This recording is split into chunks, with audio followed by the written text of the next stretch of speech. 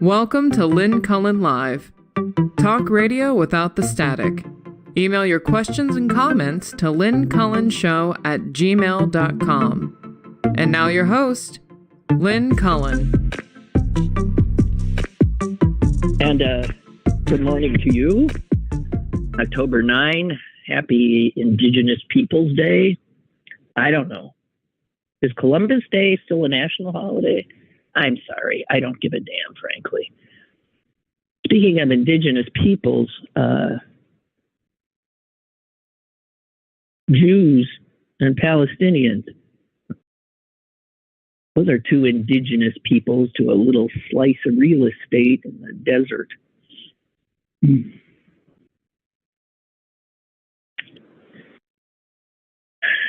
And I don't know where to start. Let me start by saying I've been awake since about 4. Woke up from a nightmare, and I quickly realized that the nightmare was a direct result of some of the video I'd seen about what had happened in Israel the day before.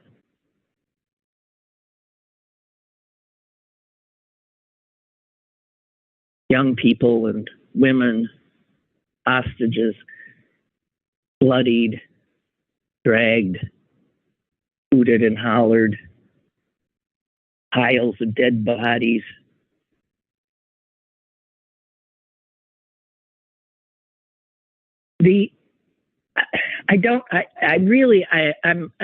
Forgive me, because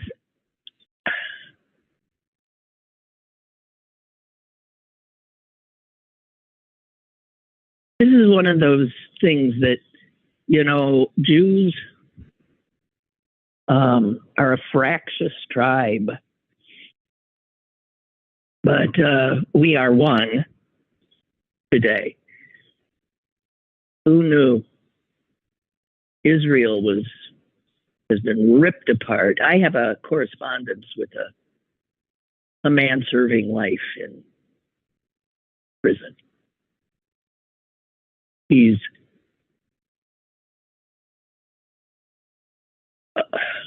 an observer of the world, and he often talks about Israel with me. I think it's a result of his having turned, as so many lifers do in prison, to religion to keep him sane. And he became a Jehovah's Witness, and the Jehovah's Witnesses have a strong affinity to Jews because they too believe in a monotheistic God. And I had just sent a letter off to him the day before this happened, in which I said, I never thought I would say this, but I think the greatest threat to Israel right now is not from the enemies that have always surrounded her. It is the internal division of its own people and the nationalistic, racist policies of its government, its current government, that cares more about its survival than anything else. And I suggested that Bibi Netanyahu and Donald Trump had a lot in common, that they would sacrifice their own democracies to maintain their own power. But that was then, and this is now, and turns out I was wrong. The outside threat was still greater, and I think those images that I've seen and knowing that so many children, I mean, young people, at who were happy and dancing, and then just killed hundreds.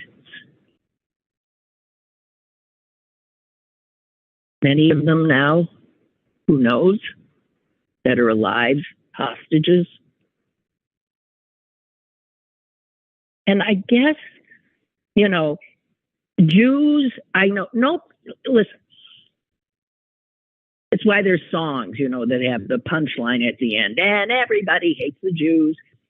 I don't think most Jews, knowing our history, would not be inclined to laugh at that.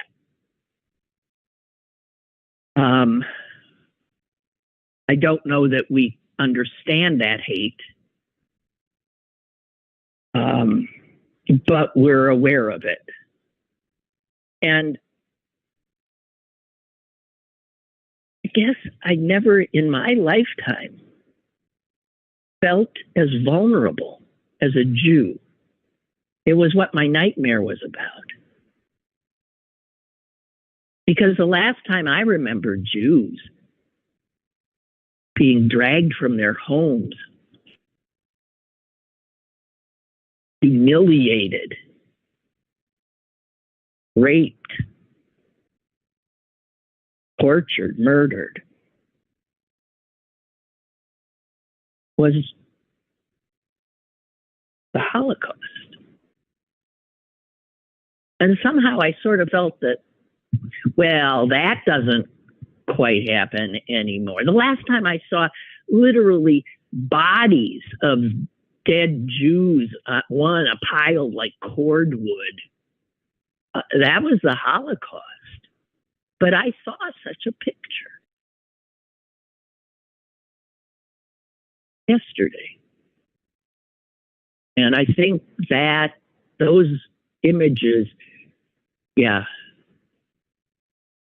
woke me up at 4:00 with this extraordinarily unsettled, sick feeling of powerlessness and vulnerability and of rage and fear.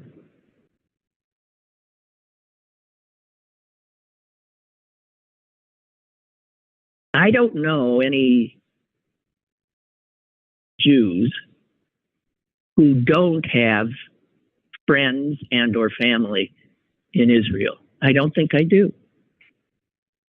So when this happens, we have a Jew, no matter where they are, has an extremely personal reaction.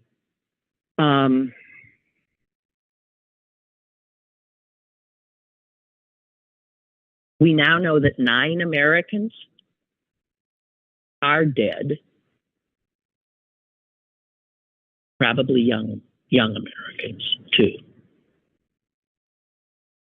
And it is unknown how many of the hostages held in Gaza are Americans, but they probably do constitute some of the hostages.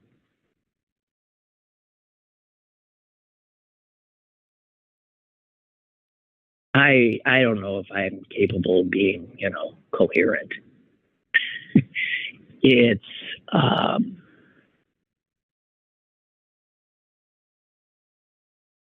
this cuts me to the core of my blood and bone.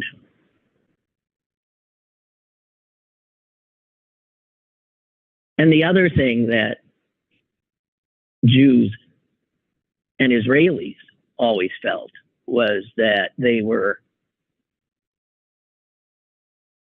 secure in that they had what internationally was believed to be the greatest intelligence operations. Well, I don't think that's going to be the case anymore. I know I now don't have that sense of Well, at least they always sort of are a step ahead. They know what's going on.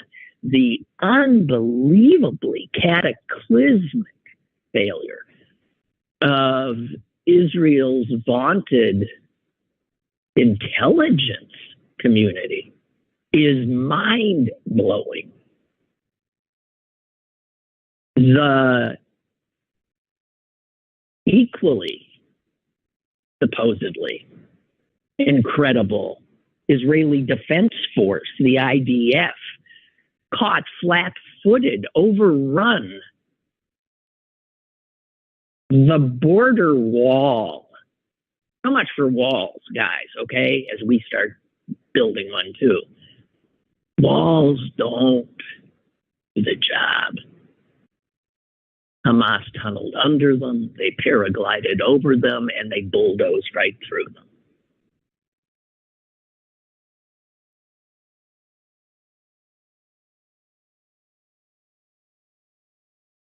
And my guess is that part of this intelligence failure and the flat-footedness that allowed this to happen is a direct result of the current government in Israel being concerned first with its own survival. They took their eye off the ball. They divided their country with this attempt to cripple the democracy that it is. Israel had never seen the sustained anti-government protests that have filled the streets for months and months and months.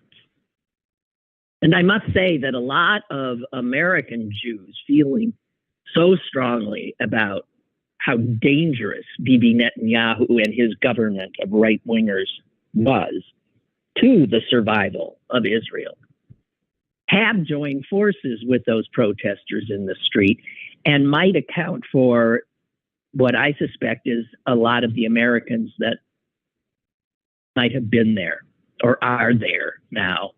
I don't know.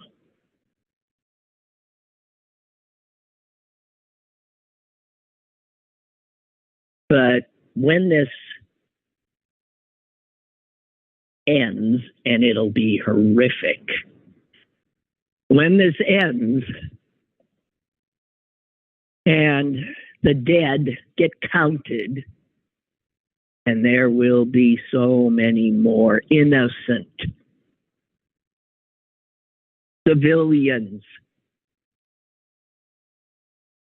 on both sides who didn't ask for this, but the inability of their governments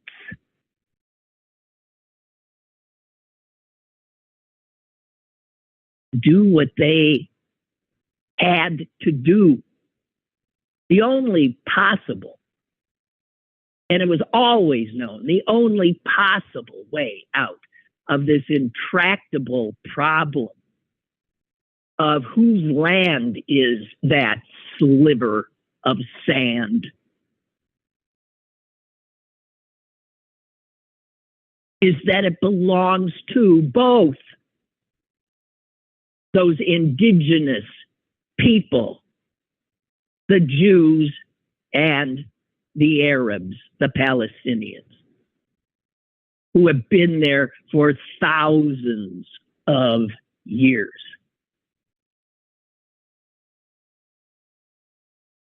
But it wasn't in the interest of an awful lot of people to have that two-state solution, and so it was always being scuttled one way or the other. Either the Palestinians would scuttle it, or bigger forces who have loved this diversion of Palestinians and Israelis, loved it. That includes the surrounding Arab nations, Russia, Iran. They've all benefited in many ways. It's been a wonderful distractor for their governments. Oh, don't look at us and our corruption. Look over there. Look at those poor Palestinians who we're not doing a damn thing about. But look at them.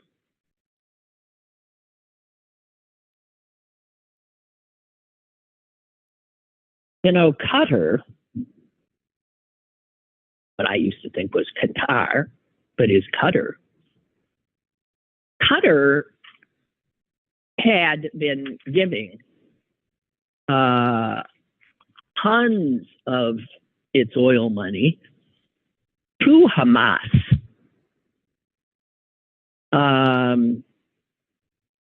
since 2007, when Hamas took over the government there.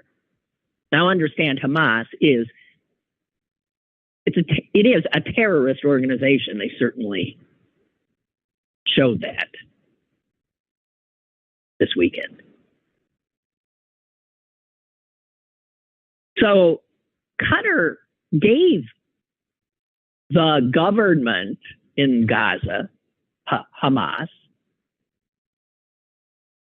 over $1 billion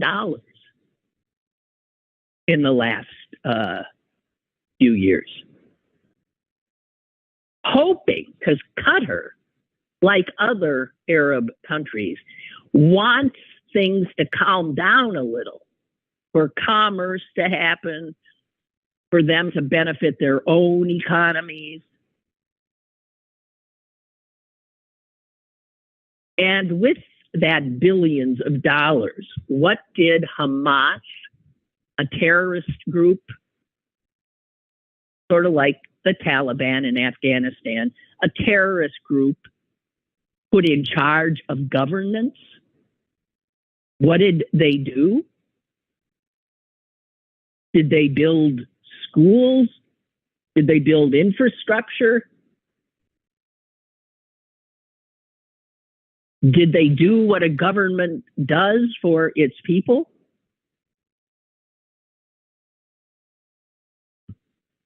No, because it needs its people to be angry and hurt. So instead, they built rockets with it. They dug tunnels with it. And this has been a curse for the Palestinians from day one. Their governments. And now the Israelis have a government that is a curse too.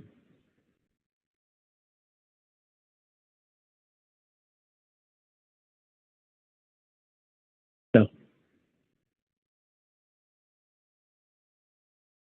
a lot of people are saying, and I suspect it's right, that behind this astonishing assault, multi-pronged assault,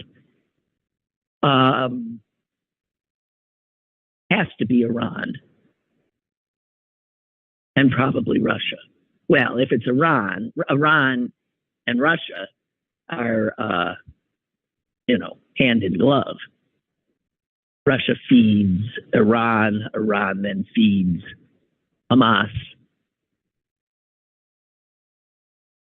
And so for Vladimir Putin, this is a great day. It's a wonderful thing that has happened because, as so often is the case, Israel, that bright, shiny object, becomes a distraction from the largest land war in Europe since World War II, which was, of course, instigated by Vladimir Putin and Russia invading Ukraine.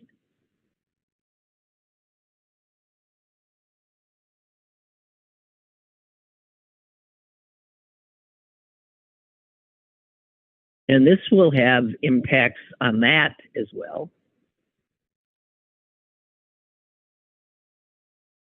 I don't know, guys.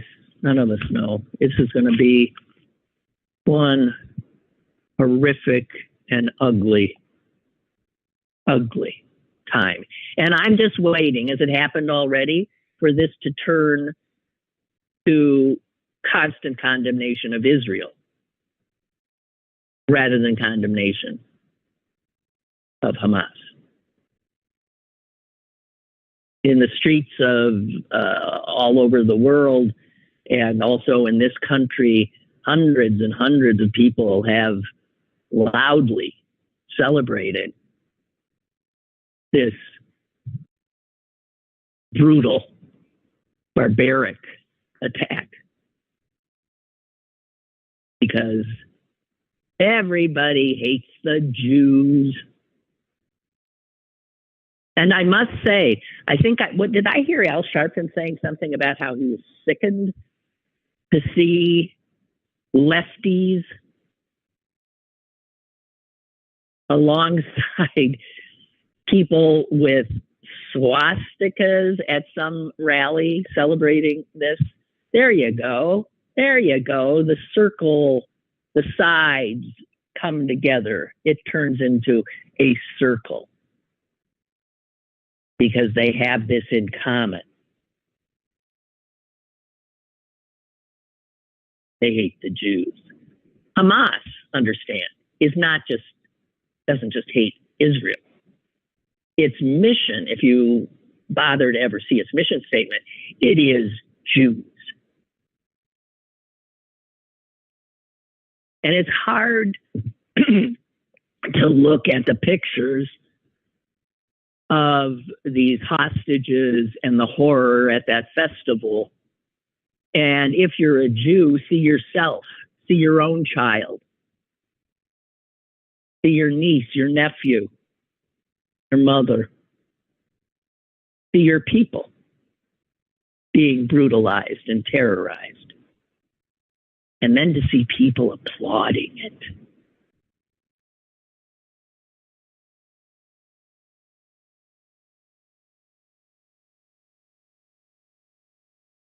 Well, I must say, the possible good that could come of this, number one, it could finish off Netanyahu. I sure as hell hope so.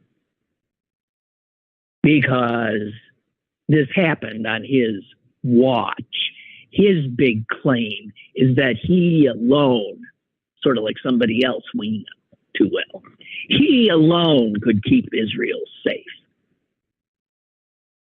Well, I guess that has been proven wrong.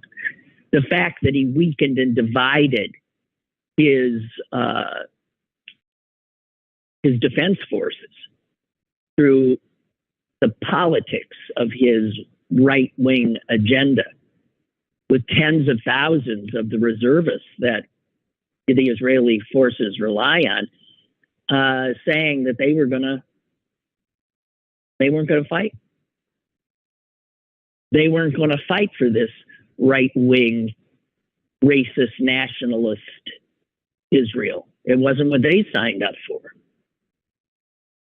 But of course, they're fighting now because Hamas did what terrorists always do. They do bring the disparate parts of the people they attack together in self-defense. But once the dust settles, I would hope Netanyahu is toast.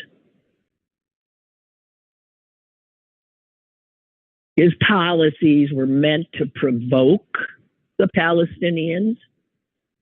Well, they did. His policies with further expansion into the West Bank meant to make it impossible to ever create a two-state solution. So,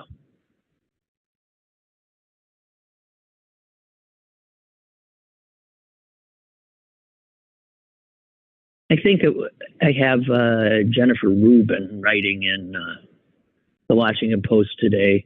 She's one of their regular columnists.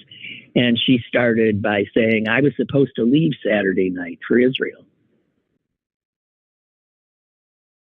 like thousands of American Jews, I have a child there. Friends have relatives in Tel Aviv. Friends and colleagues have children in the Israeli military. Synagogues have. So she talks about that. There is that connection. And this particular horror that is now at the top of the news is for many Jews in America, it is, believe me, it is being felt more, much more. But she said, and I as I read her stuff, I mean, I thought, right. But I think what caused my nightmare, that feeling, that terrified feeling of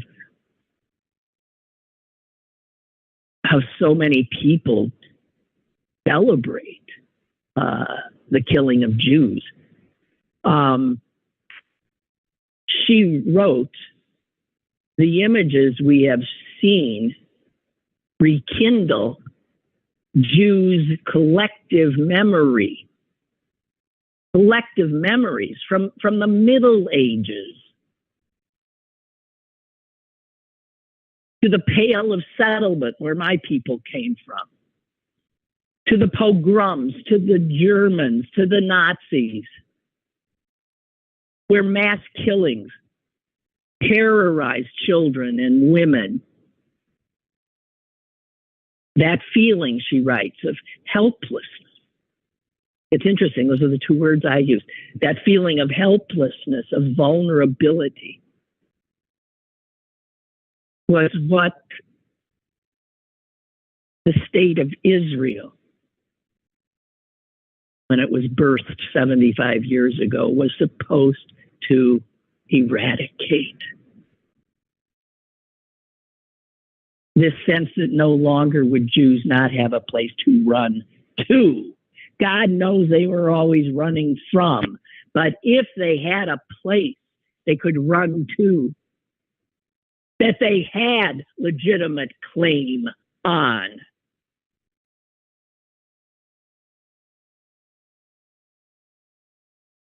but when Jews, she writes, are left cowering in their homes, Jews in Israel, then Jews around the world are left reeling. Oh, I think she said that well. Sarah Silverman, the comedian, tweeted, and I think she too, as I saw her tweet, I thought, yes, another Jewish woman saying something that I would say. She said, my sister and nieces and nephews are there. They've been there protesting Bibi for months. They've been there to fight for a two-state solution. And she says, Israelis are Jews and Arabs. People forget that. Over 20% of the population of Israel are Palestinians.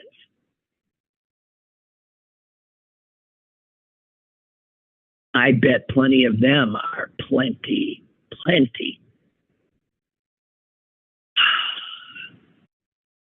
They're reeling too, with all kinds of disparate emotion too.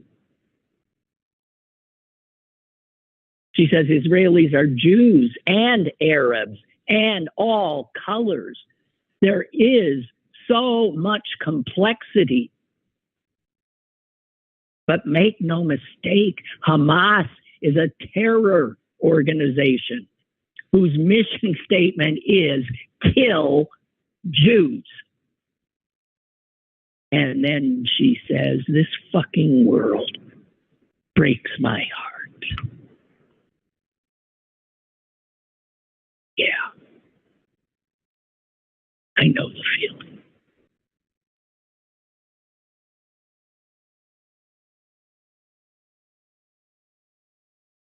Gigi writes, I really don't know what to say except that I'm stunned and appalled at the attack and baffled by the intelligence failure. It seems there will be many dark days ahead. It's going to be very ugly. Well, yeah. Here's a difference. Yeah. So Israel will, and I fear so for the innocent citizens of Gaza. Israel is going to, I mean, I cannot imagine. Remember how we felt. People are saying it's like 9/11 for Israel. It's more than that for Israel. First of all, 9/11 for us, we had never been attacked on our soil. Israelis, they were attacked the day they were founded in 1948. They were attacked, a million times after that in little ways. Then they were attacked big time in 1967. They were attacked in 1973, and on and on. So the sense of being attacked, of having enemies who will kill you, which was not a biggie in the American consciousness. So 9/11 in America was so shocking. But it must be said that in some ways for Israel, this is worse. Because, again, it is such a tiny place. I've been there many times. Guys, in one day, you can go from the north to the south. In a few hours in some places, you can go from the eastern border to the western border. It is this tiny, and much of it none too hospitable, as I said, desert, mountain.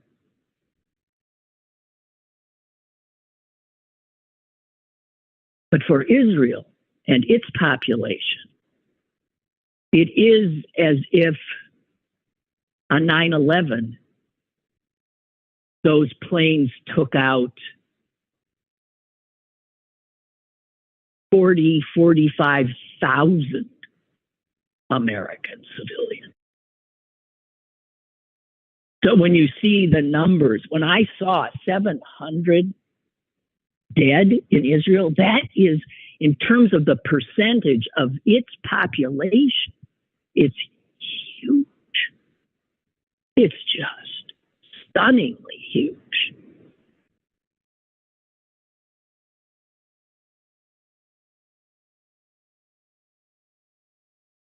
And that's the other thing when you've been there, when you know people there, when you've spent time there eating with, living in their homes or in their kibbutzim, which is the plural. This is not just some, when I see the place names, when I see where the people were dragged from their homes and killed, I know those places. Many of them. They aren't just some strange name, as, I read about the Ukraine and I see their place names, but they don't resonate with me the way the place names in Israel do. Places I have been. Little towns.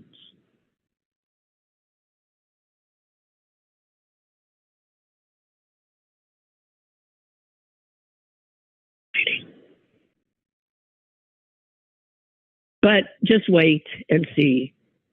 I give it a day or two before the world is filled with condemnation for Israel fighting back. And it is constrained by virtue of the hostages. Israel never leaves anyone behind. I know that's the ethos, too, of our military. They really don't. I forget how many years ago it was. Israel traded for one of its soldiers. One soldier. It got back, who was being held hostage, it let out, I forget how many, it was over 100 Palestinians that it was holding. But they'd have to empty the prisons to, I don't know. I don't know what's going to happen, but those poor hostages, oh God, those poor hostages, because so many are just, when did war become something waged on civilians? When did war become something waged on women and children?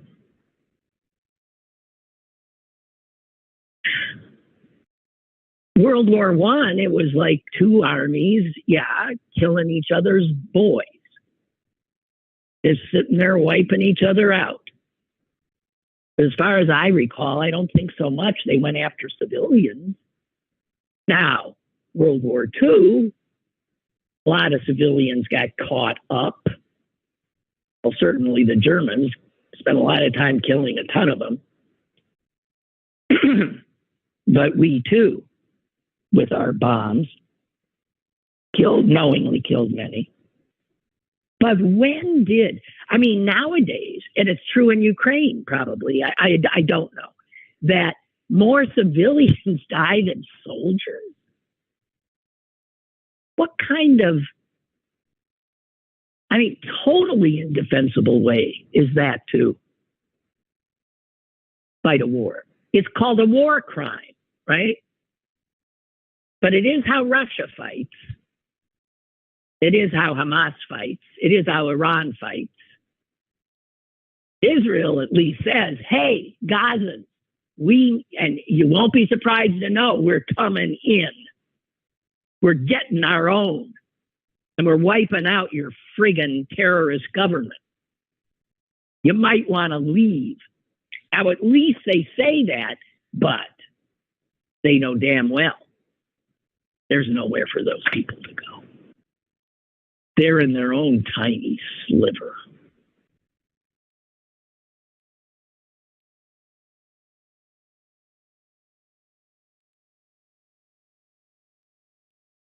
I wish people around the world were better at choosing the people that run their governments. You see what happens when you give the wrong people power. Hamas or Bibi Netanyahu.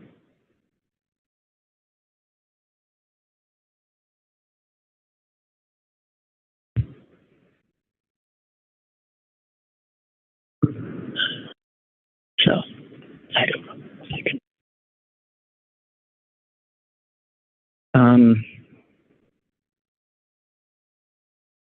This is going to be a hard. It's just going to be a hard time. I feel like I have to monitor every second, like there's something I'm supposed to be doing. I don't know what the hell to do. I don't know what the hell.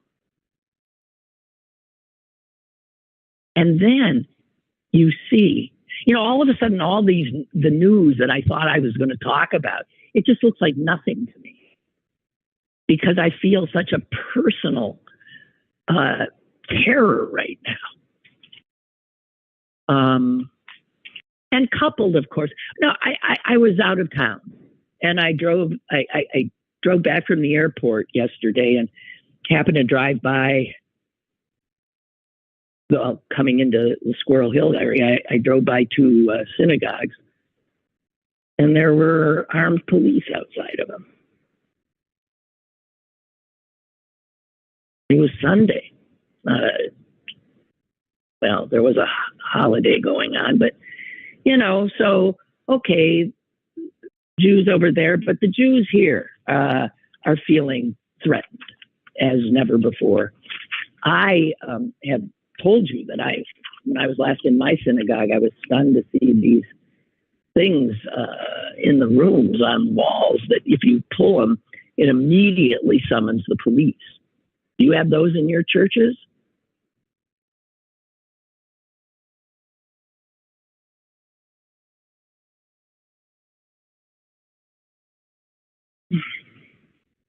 So I wanted to talk a little bit about the true immigration problem that neither of our political parties have a clue how to handle. And I was going to actually even say, you know, that despicable stunt that that the Florida governor and the Texas governor staged by sticking the immigrants that were coming into them and shipping them up to northern cities, democratic cities. Here, you deal with it. It's actually sort of, as I said, cynical, disgusting, using those poor people. But in some respects, brilliant, because now these others are. New York is reeling. Other cities are reeling. And it's not enough to start talking about the Statue of Liberty and give me you're tired, you're poor, and the ethos of this country's founding, and this sense of being an ingatherer, and how immigrants have always made us better. If we're not capable of controlling the influx in a humane way, we don't even have safety nets for our own people. You damn well betcha we don't have them for these poor souls who are fleeing their own horrors.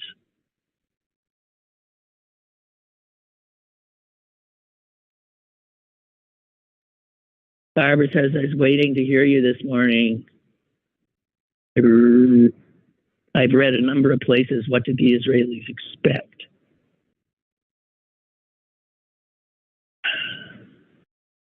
I refer to this from Amnesty International. Amnesty International is calling on the International Criminal Court to consider the crime of apartheid. Our report reveals the true extent of Israel's apartheid regime, whether they live in Gaza, East Jerusalem, and the rest of the West Bank, or Israel itself. Palestinians are treated as an inferior racial group and systematically deprived of their rights.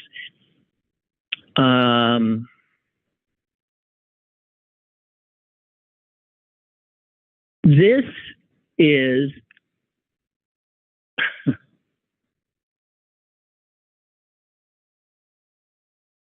Barbara, I don't know where to start.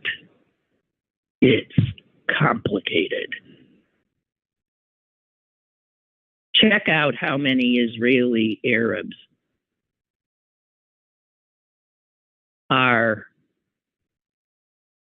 make up, what percentage they make up of the student body of some of Israel's universities and colleges. Check that out.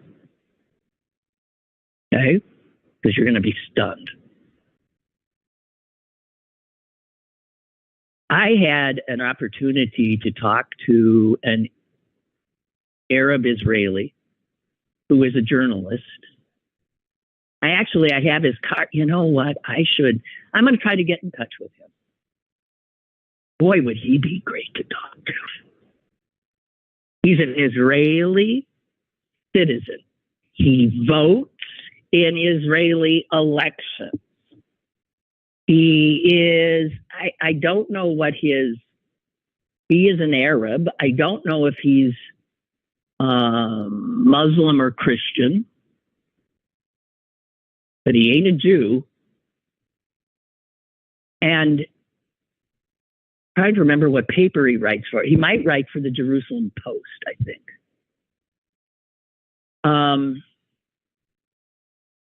And when I talked to him, this is years ago, he was ready to tear his hair out at what he calls the stupidity of how the international community views Israel. It's like a cartoon. and it's implacable, and it's only gotten worse. He says that as somebody who sees, lives what it is to be an Israeli citizen Arab. Obviously, he has gone far. He's the one who said to me about the extraordinary percentage of the student bodies of the universities in Israel now being filled with Arabs.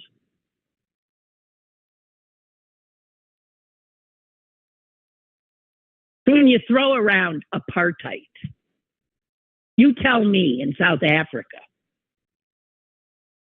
because that's what we think of, right? Apartheid, that's where the term came from. Segregated society. And also tell me this, when it comes to segregation and viewing people as inferior, Americans are in no position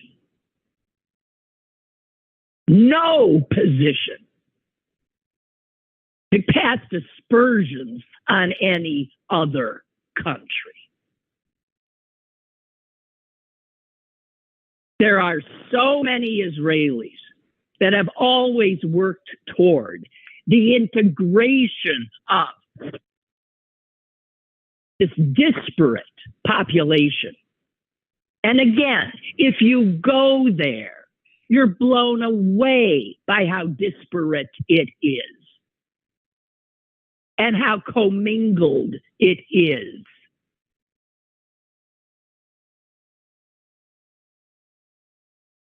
Go to Haifa, beautiful city. Go to Haifa, where Jews and Arab Israelis live pretty much together. It's a very mixed city.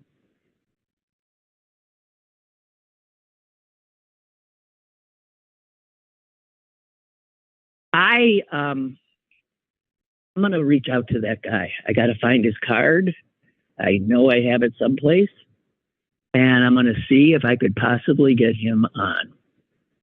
Understand, he is, this is before Bibi Netanyahu was the prime minister. He, I'm sure, despises this government, as do, I suspect, most Israelis.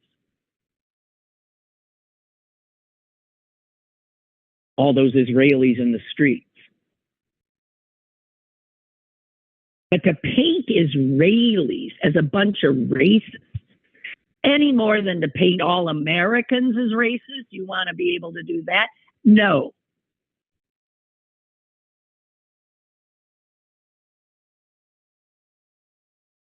So the Amnesty International Secretary General says this: there is no possible justification for a system built around the institutionalized and prolonged racist oppression of millions of people.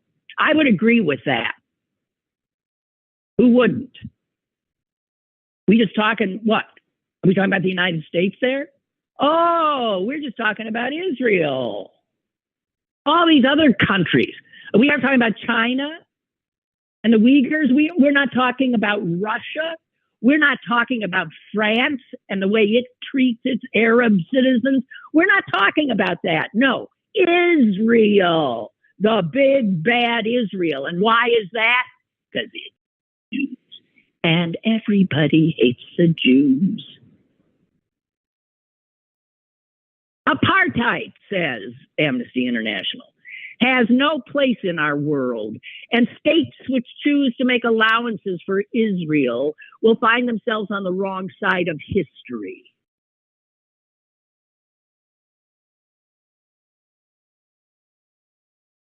Well, okay. I ain't one to say that the Palestinian people have not suffered mightily. They have. But blaming it all on the Jews is one of the things that this Arab journalist will tell you is such bullshit as to be laughable if you know the history. The Palestinians have been pawns in a cynical game played by the Arab states around them.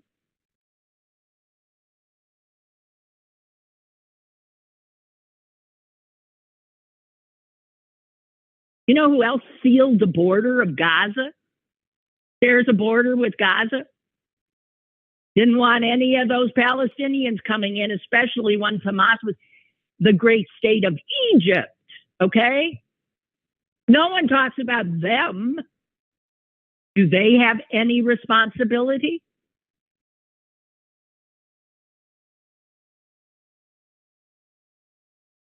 Blaming Jews for apartheid is rich, is really rich. Our history is a history of being the minority, of being stuck. The term ghetto, for Christ's sake. We were rounded up into ghettos forever. And excuse me, this is so, I'm sorry. I'm sorry. I'm sorry. Okay. I am not excusing what the right wingers in Israel have done any more than I excuse what the right wingers in our best of a country have done. But Americans getting on their high horse about the poor Palestinians could, like, I think, take a little time and deal with the continuing trauma to African Americans.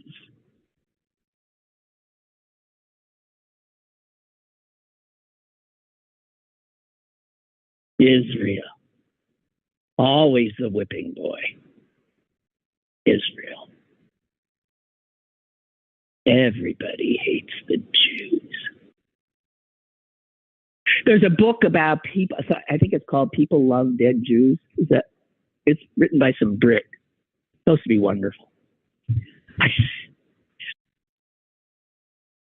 The world was shamed into allowing the state of Israel to exist. The tattered remnants, the survivors of the Holocaust. And you'll recall the United States refused to let those terrified Jewish refugees running for their lives in. Refused. Turned ships around loaded with children. Sent them back to the crematoria. That was the United States. How about if we don't so easily fall for the expected condemnation of Israel? So Israelis were brutalized in this way. There's video of some of the brutality. Old women burned alive.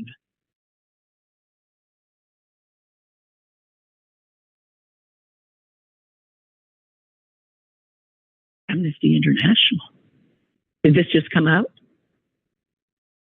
Ah. We're supposed to beat up on the Jews. No, it didn't just come out. Old one. But it'll come. They'll reiterate it. They wait a little while. And I'm telling you, by the end of the week, this will be about the brutality of the Israelis. And I have decried what I have considered at times the overkill of Israeli response to the terror they live with. I've been in the West Bank. I was sort of shocked at the West Bank. I had this sense of it being, like some horror. And no, it was nice houses. And I mean, it wasn't what I had expected, given, how people talk about how Palestinians must live. And I agree that if they're coming out of those enclaves, those ghettos of the West Bank or Gaza, they go through a lot of crap. There's no doubt about it. But just a few weeks ago, I remember reading that even Bibi Netanyahu's government opened up a lot of the checkpoints from Gaza to let Gazans come in and get work in Israel.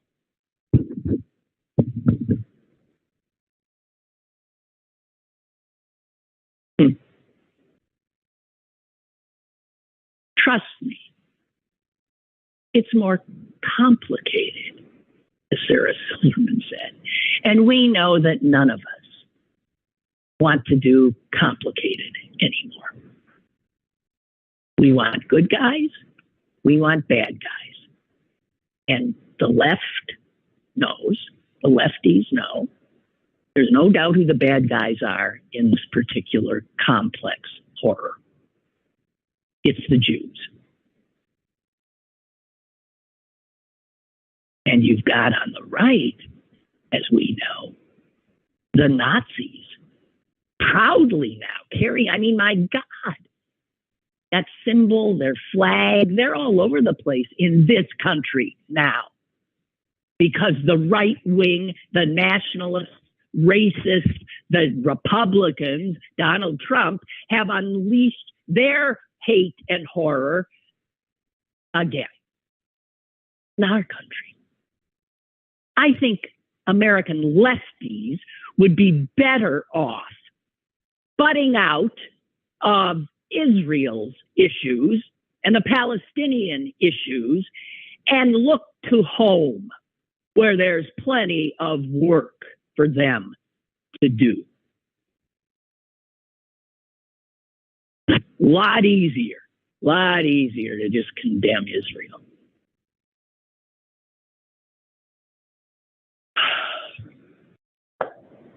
Happy Indigenous Peoples Day.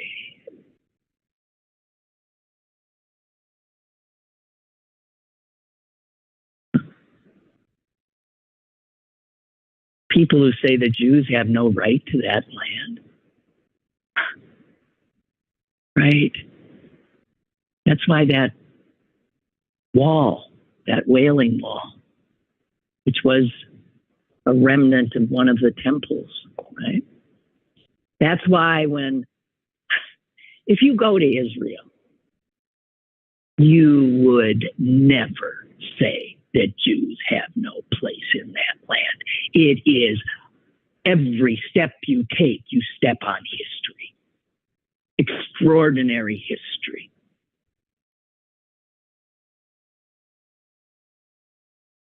And the Jews are so woven through that entire history. For God's sake, Jesus, the Jew.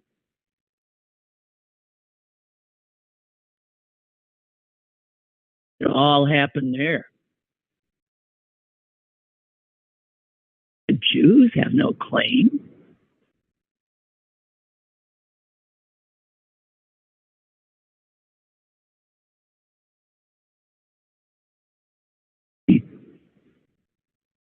I think I've told you that on one of my trips to Israel, I ended up talking to this farmer, an Israeli farmer, and he was in the northern part of Israel near Syria, like near the Golan Heights, if you know the territory at all.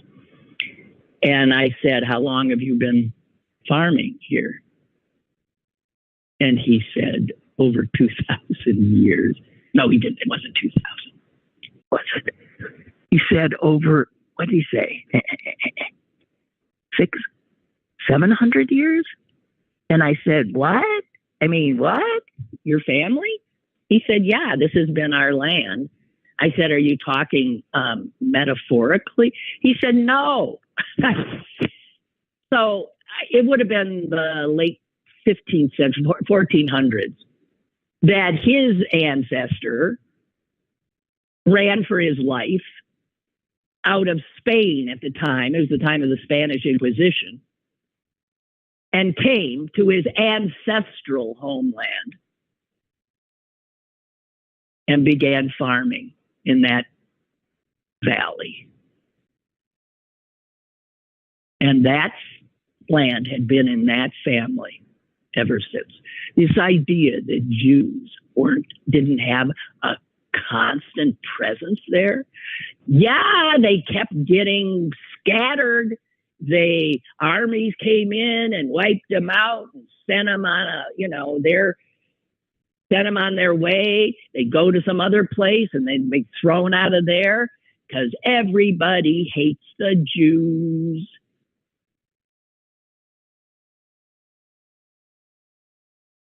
Missed you.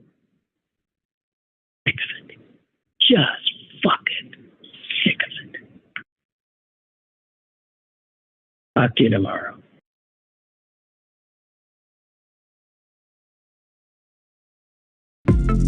Lynn Cullen Live, Monday through Thursday from 10 a.m. to 11 a.m.